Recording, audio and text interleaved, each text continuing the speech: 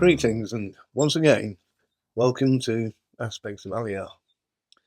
So, we're beginning in this session the history of Israel, God, land, and people. So, we're going to start off in the book of Genesis. Now, the thing we need to make our mind up about, what actually is Genesis? Well, I'm going to give you a very, very simple explanation. The book of Genesis is best understood as being in two parts. The first is what is known as etiological history. Now, etiological history is a narrative that explains things rather than simply records them. At the time, there was obviously nobody there at creation to write it down, and there were no written records or anything like this. But what the etiological history is an attempt to draw on their understanding of three things: the origin of humans, the human condition, and the destiny of humanity. I hope you'll find that explains the first 11 chapters to you. The origins of humans, the human condition, and the destiny of humanity. So, obviously, the first thing that we need to know is Genesis 1, 26 to 27 in the canonical scriptures, and it's interesting to look at the correlation between the human with the divine, because it's something that's unique and isolated and found only in the Hebrew scriptures. And that is because Genesis 1, 26, 27 tells us that humanity is created in the image of God. Now, this is a very tantalizing sort of scripture. Who actually is being spoken to? God is the addressor, but who are the addressees? Well, very often suggested it's to the heavenly host, to the degrees of the heavenly cohorts, angels, whatever, and so on. Who was he speaking to? It's rather interesting because some of the Jewish scholars think he was actually speaking to Adam. Now, that's a curious thought, isn't it? Let us make man in our own image, and rabbis say that is because of the command to go forth and multiply.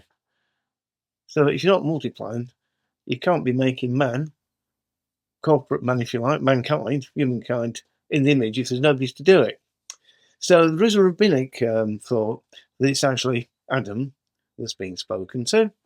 Well, as with everything like this in etiological history, the jury is out, because we're not looking at hard history. That commences in Genesis chapter 11, and I'll explain this in more depth when we get there. It may be quite time consuming because I think we really need to know and understand the scriptures the best that we can. And as I said, we are employing every resource possible, not taking one line, not reading one person's commentary. We're studying the word extensively and hard. We'll listen to scholars and we'll take counsel, both Jewish and Christian, and all these things. And then we'll let God speak to us about all of these things. But we do know one thing. Let's never lose sight of it. The history of Israel is a three-stranded cord. God, land, people. Isn't it wonderful? Okay, so we got all kinds of things that are interesting here. Just a couple of little terms that might pop up if we use them. The word pre-lapsarian means before the fall, and post-lapsarian means after the fall. I shall try and desist from using those terms, but sometimes they just fall in, don't they? So, as I said, the land, and this is important. You very seldom hear this right back here. The land is both an important and an overarching theme in the Hebrew scriptures. It is a theme through which the whole biblical history contained in both testaments can be studied and analysed. We begin with the land. Although generally overlooked, and not in the least by those holding replacement theology views, is that any theology must start in the Eden narrative and not simply to the promises made to Avram Avinu. When I first shared this with two people, were a little bit surprised that the story of the land starts in Eden. Eden, if we look at it, is presented as a sanctuary. It's a covenanted land and a royal garden. Eden, therefore, is proto-land, and Adam is proto-Israel. Let me repeat that. I like to repeat things because sometimes these things just take a minute to click and consider. So, the Eden narrative, is presented with Adam as proto-Israel, in Eden, a proto-land. And the Eden narrative underlines the universal dimension of the land promise and its conditionality. Most important, it elevates ethical behaviour above the gift. Now, I assume that everybody who watches this broadcast understands the reason for the scattering, because of disobedience, because of a breach of ethical behaviour. And ethical behaviour supersedes the gift. The gift is unconditional in one sense, but it's conditional in another. The theology of the land in the Old Testament reflects the themes of Eden. So, firstly, the holiness of the land depends on the presence of God in the land and on the holiness of its dwellers. Therefore, it is a sacred space as God himself chose to walk there. So, instead of thinking of Eden just as a garden, nice park, an orchard, or anything like this, think of it as a sanctuary, a place of holiness where God's presence was. God himself walked there. Secondly, the land is a gift with a restriction. The goal of the gift is establishing an ideal covenantal community that witnesses to other nations in other lands and is gradually exposed in the following narratives. Isaiah reflects on this in 49:6. Is it too light a thing that you should be my servant, to raise up the tribes of Israel and to bring back the preserved of Israel? I will make you as a light for the nations, that my salvation may reach to the ends of the earth. Thirdly, the land is a tangible expression of God's rule and reign on earth through his creation of the Adam and Eve. I want you to notice that I said the Adam. So let's just think about that for a minute. It could be well expressed that the land is a prism for biblical faith. And quite correctly, this is where it starts. It starts in a sacred space. And the land of Israel is a sacred space. Just as Gan we were feeding, Gan Eden was. So let's move on a little bit more onto the whole essence. An essential part of Judaism before the destruction of the temple was the centrality of the sacred space. The idea of the sacred space and the presence of God, as we said, starts in this narrative. Now, interestingly, when we start looking at this, in the ancient Near East, there were a lot of things that had a commonality in what we'll call a general understanding. And a sacred space is somewhere where God appears, as is demonstrated many times in the scriptures. In the ancient Near East, Israelite sanctuaries were always portrayed by employing garden images. A river appears in Jerusalem in Psalm 46:5, and in Zechariah 14:7 and 8, in Ezekiel's temple. Rivers and water always appear in garden. After Adam and Eve were cast out of the garden, it was guarded by the cherubim. The Ark of the Covenant was guarded by the cherubim and are always associated with the tabernacle and the temple. The fact that the cherubim are said to guard the garden suggests that the garden was a sacred and enclosed space now out of reach to Adam. But there's one thing that's very interesting that's always missed out. It says that the Adam was placed in the garden. It didn't say that he was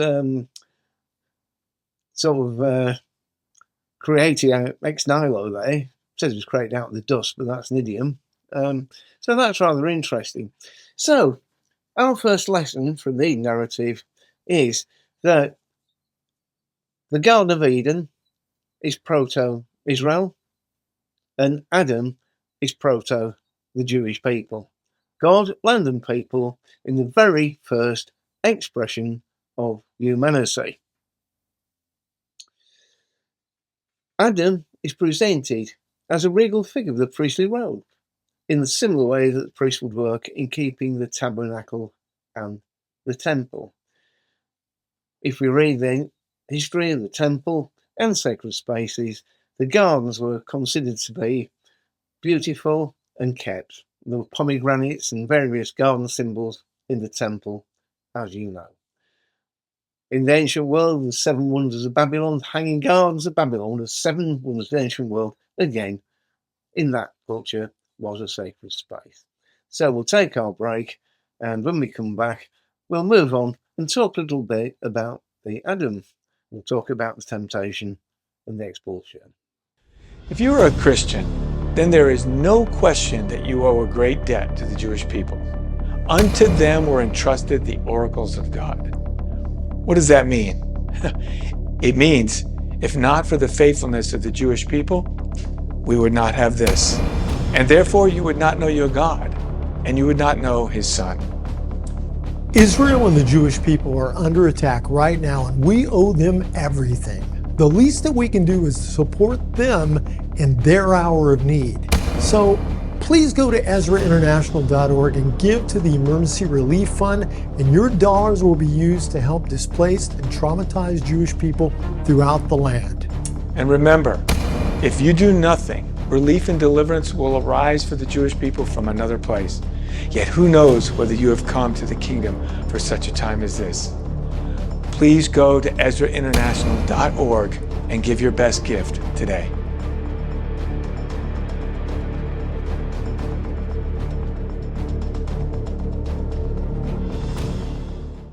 Welcome back. As we said, Adam is presented in the same way as a priest, having stewardship over the sacred space and the garden. Adam is to work and keep the garden. One of the noted scholars, G.J. Wentham, notes the only other passages in the Pentateuch where the verbs serve, work, and keep and guard are used together, and where they're found in Numbers 3, 7, 8, 8, 20, 18, 5, 6. All of these refer to Levites' duties in guarding, tending, and ministering the sanctuary. If Eden, then, is seen as an ideal sanctuary, perhaps Adam could be described as an archetypal or a proto-Levi or priest, whichever way you want to look at it. So, where was the garden? The geographic description of the garden points towards the narrator's understanding of it as a sacred space. So, the primary designation of a sacred space, as we said, is a theophany, somewhere where God appears, and as such, any place of such visitation would be considered holy and become a sacred site. So, let's move on a little bit. According to Genesis 2 and 14, we were speaking about rivers earlier. These waters nurtured the garden and then split into 4 branches that divided the surrounding land. So it seems that Eden is surrounded by waters in the understanding of the narrator. And it tells us that the Pishon flowed around the land of Havilah, the Givon around the land of Cush, understood as Ethiopia. When I worked in Ethiopia, I used to stay in the Gihon Hotel, ironically enough, and the Tigris that flowed east of Assyria and the Euphrates. And whereas the Tigris and the Euphrates are very well known, there's no real consensus of the precise locations or the sources of the other 2 rivers. In ancient geography, maps and directions were extremely imprecise and operated at very different levels to the modern times. And it seems likely that the definitive identities will remain obscure. My guess is that the narrator tried to describe the land between the 2 big rivers, and he imagined or believed that there were 2 more coming. Hence, the figure 4 is very important in Hebrew writings. The 4 winds, 4 creatures, 4 rivers, 4 corners in Isaiah. Figure 4 is a number of sort of enclosures almost in Hebrew writing, because, as you know, numbers are used for meanings of things as well as primitive mathematics. However, let's take a couple of ideas, shall we? The great Jewish Bible commentator Rashi considered the Pishon was a river Nile.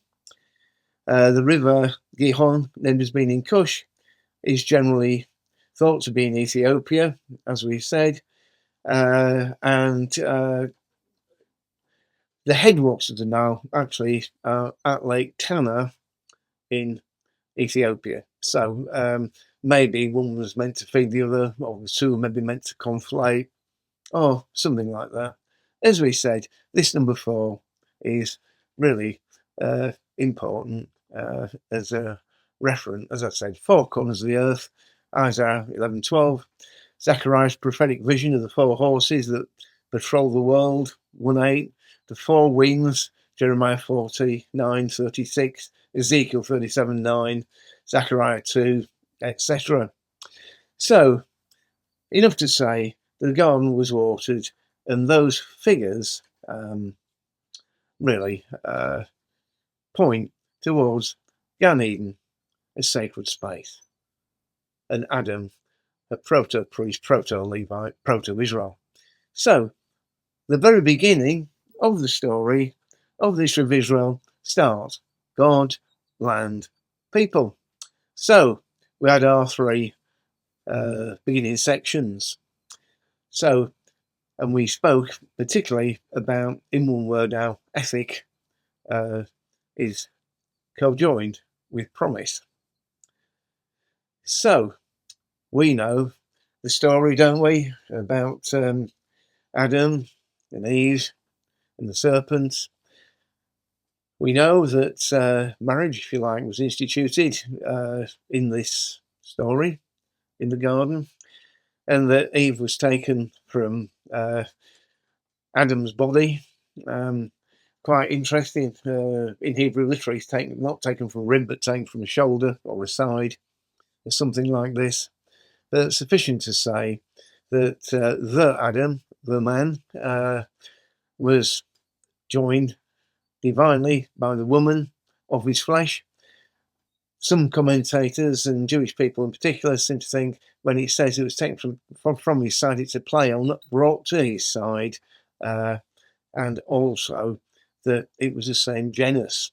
We were playing on words and quite simple. So we know the story, don't we? The tree of life and the tree of knowledge of good and evil. Quite interesting, pictorially, very often presented as stood side by side. It does seem, from the imagery and the words, it probably stood more like that than like that. Just a little detail. So the serpent comes and has a discussion with Eve, and those very serpentine words. Did the Lord really say that? Did he really say not to do this? Are you sure? Well, the story's very well known, isn't it? They eat from the tree, realise they're naked, and it's rather interesting because not only naked in their clothing, they're also now naked, they're also exposed in the sin, exposed in the thinking. And this, of course, leads to their expulsion. It's a terrible thing, isn't it? So haunted me really as I studied it. Many times, God walks in the garden and he asks the question, Adam, Adam, where are you? So was he hiding in the trees? Or was God asking the question, Adam, where are you? Not where you're standing, because God knows everything. But where are you? Where are you thinking? Where are you in your behaviour? Adam, where are you? It's a heartfelt cry. So we've got the scenario. First, we've got the cover-up job, the fig leaves. Then we've got the blame shifting. It was a woman that made me do it. And he blames the serpent. And then he didn't have a leg to stand on, so to speak. What was a serpent? Was he a snake? No. Very unlikely. Did serpents actually have legs in those days?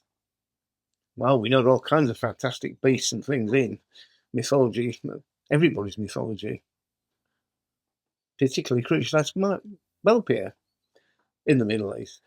But no, it's a figure of a crafty thing, speaking with a folk tongue, and it's a symbol rather than a real life figure, so to speak. It's an expression of spiritual opposition. So somewhere along the line we might talk about the Satan, the devil if you like, and his origins. Fallen angel through pride.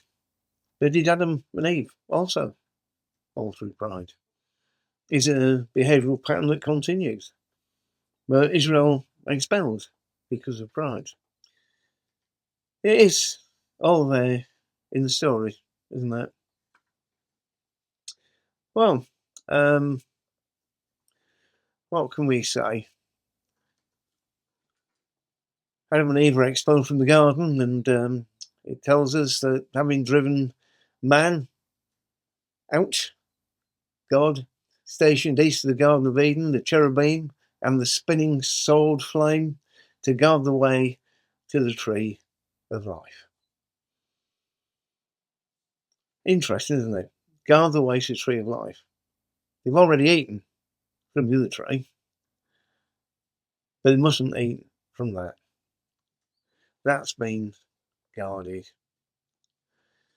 Dr. Rachel Eckler, senior lecturer of the Bible at Babylon University, points out a different ending or expression of the expulsion text in Genesis 3:24 in the ancient Jewish Targums that we spoke of. It says, "And he drove man out, and he caused the glory of his imminence to dwell of old to the east of the Garden of Eden between the two cherubim." That's rather interesting, isn't it? Another one. "And he drove man out, and he caused the glory of his imminence to dwell of old in the east of the Garden of Eden above the two cherubim." So it's quite interesting because God has set the cherubim to guard the entrance to the tree of life in the garden. That he's put his presence there, which of course is why we have the cherubim on top of the Ark of the Covenant, aren't we, to guard God's presence. So this endorses the whole idea of this Eden narrative initially being about a sacred space, a sanctuary almost, a proto-sanctuary, a place where God meets with man. But there is an ethical dimension to God meeting with man. And if man is rebellious, which this is really what it was, if man is rebellious, if man rises himself high, don't let him eat the tree of life, he might become as one of us. I mean, literally, aspire to be one of us. Who was he speaking to? That's a good one, isn't it? Maybe the angels, maybe the other divisions in heaven. But the point is, it's not necessarily speaking to, it's what he's speaking of. There's a passage that I was in pastoral ministry that was prone to use at funerals, particularly when people died before the time and for reasons we don't know. And that says, some things are given to the children, but some things remain secrets of God. And we will never know many things, but through God's grace, He's given us the ecological narrative of the story of Eden for three things, as we started off with, all concerning God, land, and people. And we should never lose sight of that, because we were given this wonderful record, if you want to call it a record, in the narrative about man's creation, his responsibility, and his destiny. It's a story of humanity's relationship with God and the land. So we're going to finish up here, and I hope we've been able to share maybe some new insights, or at least some things maybe they haven't considered, or maybe just simply wondered about. But just conclude at this. The Eden narrative is about God, land, and people. Man created for fellowship with God, put in the land, Gan Eden, proto-land, Adam, proto-Israel, Eden, proto-sanctuary, Adam, proto-priest or proto-Levite. The whole story, ethics equals relationship, rebellion equals exile. And let's face it, there can't be anything worse than being exiled from God. And for Jewish people, being exiled from the land where the sanctuary and the holy place and where God's presence was, still is. Terrible thing. I was speaking to a friend of mine today, well, relative actually, who's a religious Zionist, and he said Israel will never be what it should be until the people here understand the government of Israel should be theocratic. In other words, governed by God. There's a thought. So, as ever, God be with you until we meet again.